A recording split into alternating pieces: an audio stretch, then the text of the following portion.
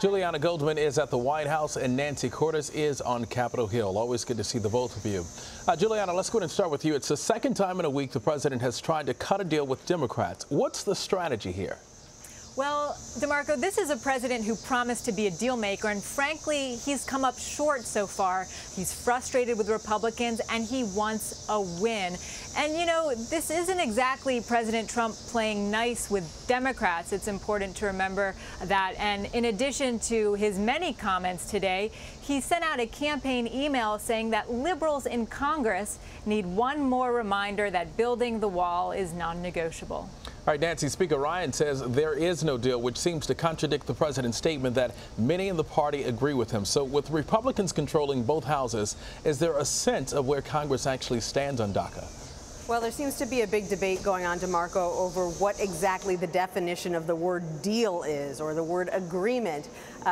If you believe that the word agreement means that the two sides have come to some sort of understanding about the broad strokes of what a package would look like to deal with these DACA recipients, then yes, the Democrats are right that there is an agreement. If by the word deal you mean that they've hammered out all of the details, they know exactly what's going to go into that border security package, how much it's going to cost, whether these so-called dreamers would have the option to seek citizenship, when they're going to vote, all those things, then no, they're obviously still quite far away.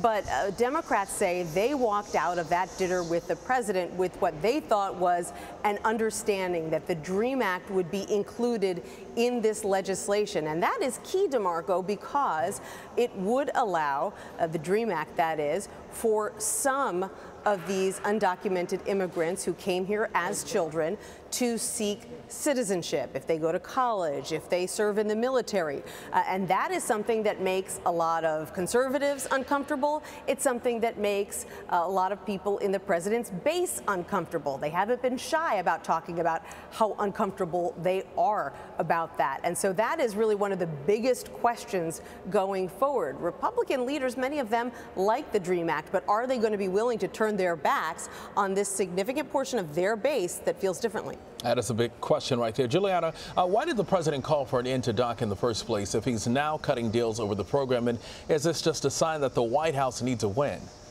Well, to what Nancy was just saying, I mean, the White House sees an opening here, and yes, they do want to win, but they're also banking on having room with their base to get that win without necessarily including a wall. Our own polls show that more than 90% of the president's strongest supporters say that he deserves their loyalty. And also, CBS News had a poll back in February which showed that half of Trump's strongest supporters said that their support would not change if he didn't ultimately build a wall. All right, so the final question goes to Nancy right now. Nancy, this all comes a week after the president's surprise deal with Pelosi and Schumer on the debt ceiling. Where does the president stand with Republicans on the Hill at this point, and does the party feel as though they are being undercut by the president? You know, there were a lot of Senate Republicans today who actually said that they liked the broad contours of what they heard about what the president discussed with Democrats. For them, it's kind of a win if this deal to give Dreamers some kind of legal status comes out of a negotiation between Democrats and the president. It kind of takes some heat off of them with their own base, who might not like that policy very much. So you didn't see a lot of dissent from Senate Republicans. There was more grumbling in the House, and of course there is this sort of undercurrent of concern among Republicans about whether they really can count on the president when they make a plan, when they devise a strategy with him. Is he going to stick with that strategy? Or, you know, when he gets into a room with Democrats, if they have a nice conversation over sesame beef the way that they did last night, is he suddenly going to change his mind? That is definitely something that Republicans are a little bit uneasy about. But, you know, that was sort of part and parcel of what they were getting with this president when they backed him. They knew that he could be mercurial, and they knew that, you know, he would look for people to make deals with, and you know, they say that's just, you know, comes with the territory. All right, Nancy Cordes and Julianna Goldman, both in Washington. Thank you.